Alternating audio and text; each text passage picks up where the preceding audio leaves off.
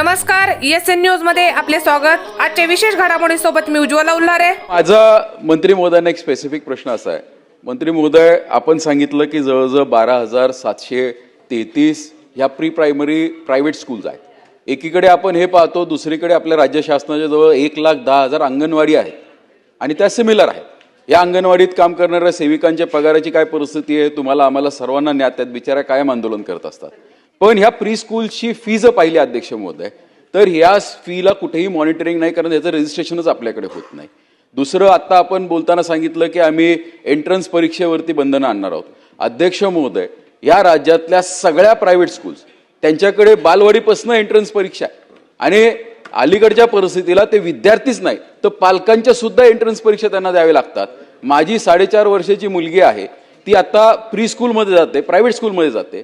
आज तिला अल्फाबेट्स वाचता येतात, नंबर्स वाचता येतात, वर्ड सुद्धा वाचायला ते शिकवतात आहेत। इतकं शिक्षण जर प्री स्कूल प्रायव्हेटमध्ये देतात तर आपण शासकीय अंगणवाड्यांसाठी काही नियम ह्या संदर्भातले आणणार आहोत का? कारण ही स्पर्धेमध्ये खूप मोठी डिस्पॅरिटी होते।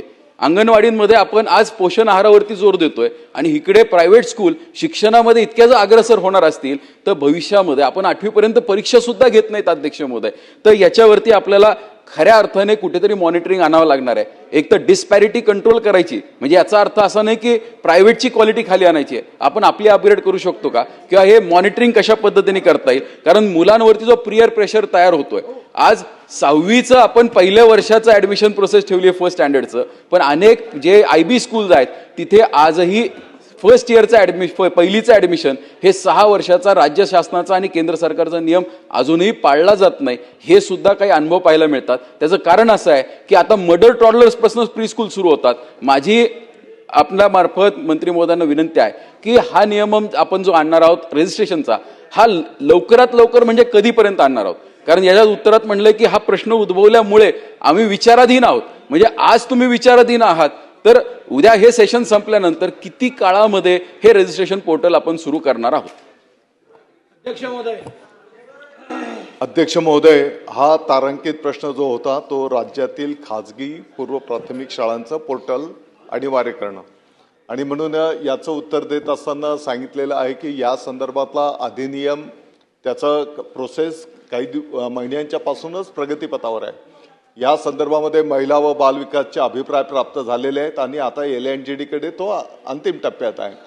तिकडनं एकदा कायदेशीर आपल्याला मान्यता त्या ठिकाणी सगळे प्रावधान झाले की त्यानुसार अधिनियम झालं की त्याच्यावर आपण तात्काळ अंमलबजावणी सुरू करणार आहोत।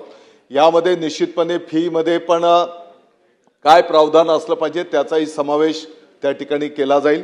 त्याच्यासोबतच शिक्षकांचंही क्वालिफिकेशन काय असलं पाहिजे, आत्ताच मी माहिती दिली की 20 बालकांच्या पाठीमागे 1 शिक्षक, याचंही प्रारूप त्या ठिकाणी करण्यात आले।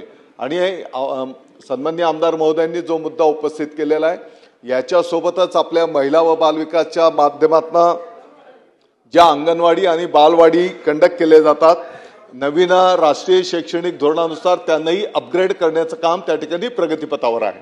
खास खबर, विशेष घडामोडीचं आपल्या हक्काचं ESN न्यूजवर हे चॅनल लाईक करा, सबस्क्राईब करा आणि जास्तीत जास्त शेअर करा। प्रतिनिधी उज्ज्वला उल्हारे, ESN न्यूज, श्रीगोंदा।